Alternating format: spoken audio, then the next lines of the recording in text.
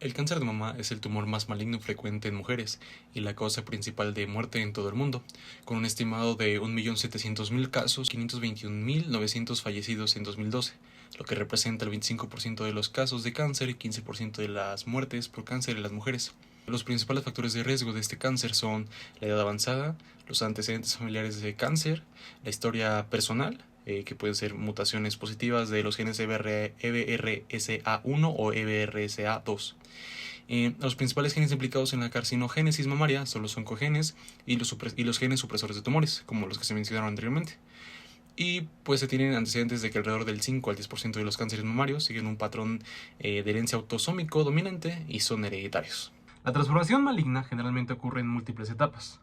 Esto debido a alteraciones genéticas por mutaciones del número de copias genéticas y también por la sobreexpresión o silenciamiento, claro, de algunos genes. También tiende a ocurrir por alteraciones epigenéticas que trabajan de la siguiente manera. Provocan cambios en la expresión genética sin modificaciones en las secuencias de bases nitrogenadas. Bien, hablando un poco más sobre los protocogenes normales tienen acciones dominantes, lo que significa que solo se requiere de un alelo del protocogen de una célula para que ésta se transforme en una célula maligna, una célula cancerosa. Bien, los mecanismos de activación de oncogenes son diversos en cómo ocurre esta transformación. Puede ser por la sobreexpresión de un producto genético normal, por la expresión de una proteína mutante, o claro, por alteraciones en el reclutamiento o localización de un producto. Y se tiene antecedentes de que el 0,12% de la población general es portadora de mutaciones en el gen EBRSA1. Aunque esta tasa es más alta en ciertos grupos más cerrados, como es el de los judíos Ashkenazi. Hablando sobre el EBRSA2 o este gen, esta proteína se une a RAD51, lo que garantiza la alta fidelidad de la reparación del ADN. Es como funciona normalmente. Pero cuando hay mutaciones de estos genes, son responsables de aproximadamente del 3 al 8% de todos los casos de cáncer mamario y del 15 al 20% de los casos familiares. TP53 es un gen supresor tumoral involucrado en la detención del crecimiento o división celular, que también hay que incluirlo en todos estos supresores. También ayuda mucho a lo que es la apoptosis y la reparación del ADN. Pero cuando hay una pérdida de la función de este gen y donde aprovechan estas células para poder tender al cáncer en una región específica del cuerpo, como es la mama en este caso. Bien, he colocado una tabla en donde podemos explicar brevemente sobre los principales supresores de tumores y síndromes hereditarios de cáncer de mama. Se tienen antecedentes de que el cáncer de mama en hombres ocurre, aunque en menos frecuencia, pero sí ocurre. Pero hablando específicamente en el de mujeres, el EBRCA1 tiene como característica principal el cáncer de mama, el de ovario también, claro. Y tiene un carácter autosómico dominante, como se mencionó. Algunos síndromes que presentan es, claro, el de mama y el del ovario hereditario. El EBRSA2 tiene igual característica de cáncer de mama, el de ovario, próstata, páncreas, que también se tiende a expresarse en hombres. Y tiene un carácter autosómico dominante. El síndrome que causa es el síndrome del cáncer. El último, el TP53, que es un supresor de tumor, tiende a tener características de cáncer de mama. Y también agregué una tabla acerca de los principales oncogenes involucrados en cáncer mamaria, en el cáncer de mama, perdón, que es el HER2, el EGFR1 y el HER3, que tienen características de tener receptores de tirosina sinasa, el factor de crecimiento. Todos estos tres oncogenes tienen este receptor de tirosina sinasa del factor de crecimiento, que claro, involucra mucho al cáncer de mama.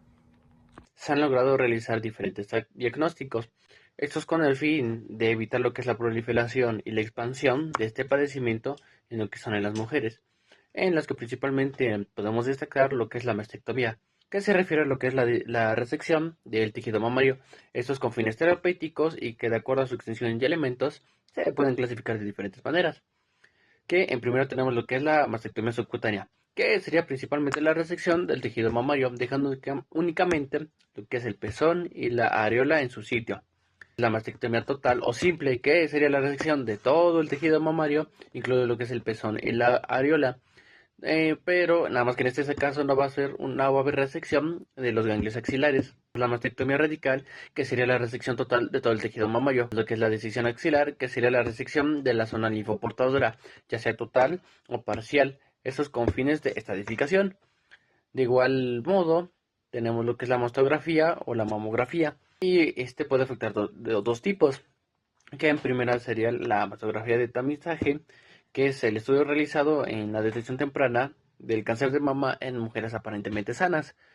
Y el segundo sería lo que es la mastografía diagnóstica, que es un estudio, bueno, es un estudio realizado principalmente como parte de la evaluación diagnóstica por el resultado de una imagen sospechosa en las mujeres. Otro método de diagnóstico que podemos utilizar para lo que es la detección del cáncer de mama en las mujeres sería la biopsia, que esta se trata de la extracción del tejido de un organismo vivo para someterlo a un examen microscópico con fines de dar un diagnóstico. Va a tener diferentes tipos, como lo que es la biopsia con aguja de corte o sistema corta aspiración. Tenemos lo que es la biopsia incisional también, que se extrae parte del tejido de una lesión palpable o no. Esto es con fines diagnósticos y determinar diferentes marcadores de inmunohistoquímica. Podemos encontrar lo que es la biopsia excisional, que sería la extracción completa de la lesión mamaria palpable o no. Esto sin la restricción total de todo el tejido mamario, que esta se puede clasificar de dos modos, que sería la biopsia excisional con marcaje percutáneo, que esta principalmente va a ser guiada por un colorante o un radiofármacos. Y tenemos la biopsia excisional sin marcaje percutáneo, que esta se efectuará cuando va a haber una restricción de una lesión mamaria palpable. Tenemos signos y síntomas, los cuales son, en primer lugar, que hayan nódulos sólidos. Estos son que haya unos crecimientos de masas que pueden ser o bien malignos o benignos, y que tengan algunas protuberancias, y que las masas sean irregulares y duras. El segundo es que haya cambios en la piel, es decir, una de ellas es que pueda hacer una textura parecida a la cáscara naranja, que tenga como poros, o bien que se ponga dura la piel. Lesiones areolares que no cicatrizan aun cuando se les da tratamiento. La siguiente es la retracción o fijación del pezón. La siguiente es que se secreten por el pezón soluciones sanguinolentas que sean parecidas a la sangre o bien purulentas de pus.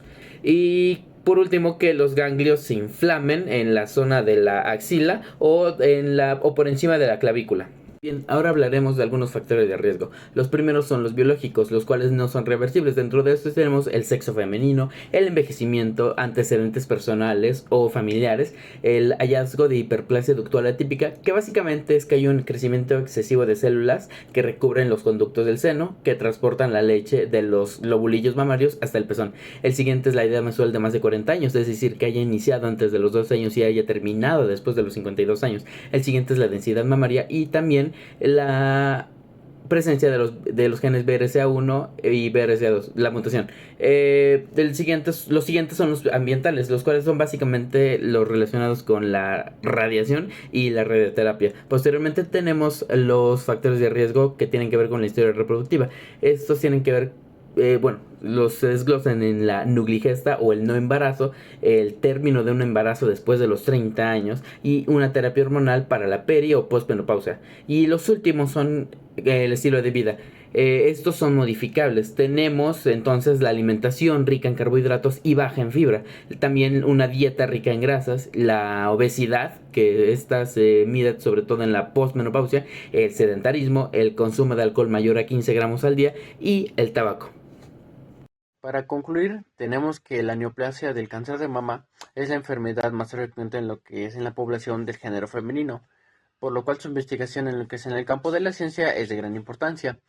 El conocer el origen de este padecimiento, como son los oncogenes, los genes supresores de tumores y los receptores que actúan en lo que es tanto en su activación como su proliferación, las afecciones que le dan al organismo mientras este esté presente, y las diferentes alternativas que se utilizan para su detección, tanto temprana como tardía, logran hacer que la población en general, que en este caso de mayor relevancia es hacia el sexo femenino, establecen lo que son medidas de prevención y alternativas que ayuden en lo que es en la disminución o en su caso en lo que es en la desaparición de esta dolencia a nivel mundial.